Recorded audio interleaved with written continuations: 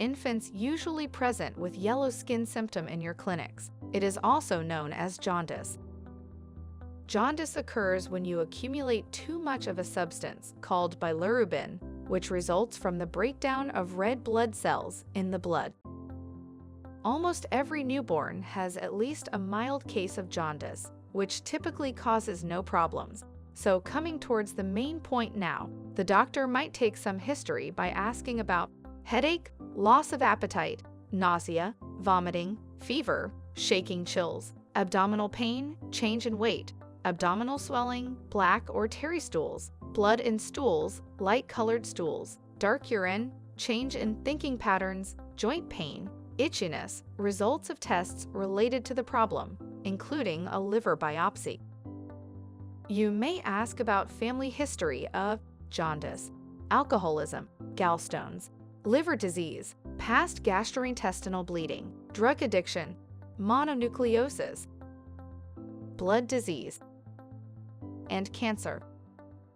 Next, you will want to know when they first noticed their symptoms, and if they have had close contact with another person with jaundice, if they have worked with chemical solvents, or if they have traveled within the past 6 months. Ask if they are taking medications like isoniazid, phenethazine, antipsychotics such as Haldol, oral contraceptives, recent anesthetics, and others.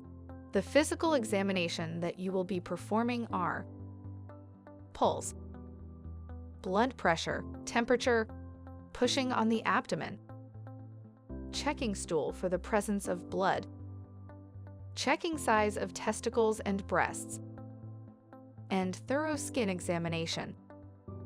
You can also check for mental status of the patient, so the typical symptoms will lead to specified disease. Let us discuss them all as well. If the patient has jaundice that begins over days or weeks, upper abdominal pain, nausea, vomiting, joint pain, fever, headache, dark urine, and light stools, then they might have viral hepatitis, which is an infection of liver caused by virus, such as hepatitis A, B, or C. If the patient has jaundice that begins over days and weeks, dark urine, light stools, and upper abdominal pain, then they might have toxic hepatitis, which is inflammation of the liver caused by alcohol, drugs, or chemical solvents. If the patient has itching, light stools, dark urine, or history of gallstones, then they might have obstruction of biliary flow, which is blockage in the flow of digestive fluid that contains bilirubin from the liver, causing a buildup of bilirubin in the blood. If the patient has jaundice that occurs in periods of exercise, fasting, stress, or infection, then they might have Gilbert syndrome, which is an inherited disorder that affects the processing of bilirubin. If the patient has mild jaundice throughout entire life and it begins after puberty, then they might have Dubin-Johnson syndrome, which is an inherited disorder that affects the transport of bilirubin. If the patient has chronic jaundice following red palms and history of any cause related to jaundice, then they might have chronic liver disease, which is a long-term liver disease causing scarring of the liver. It is also known as cirrhosis.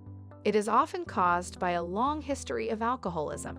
If the patient has history of infection or gastrointestinal bleeding with liver disease, disorientation, stupor that may lead to coma, then they might have liver failure, which is simply inability of the liver to function properly. Yellow skin in infants indicates specified cause. If yellow skin is shown 24 hours after birth, it can be due to breakdown of blood cells or above-mentioned reasons. If yellow skin appears between 2 to 4 days after birth, it is considered normal and disappears eventually, but if it persists beyond a week, then it might be due to some liver or gland problem. If the skin appears yellow on 5th or later day after birth, It is due to severe infection and should be taken care of immediately. So that was all about differential diagnosis of yellow skin. Stay with sqadia.com for more.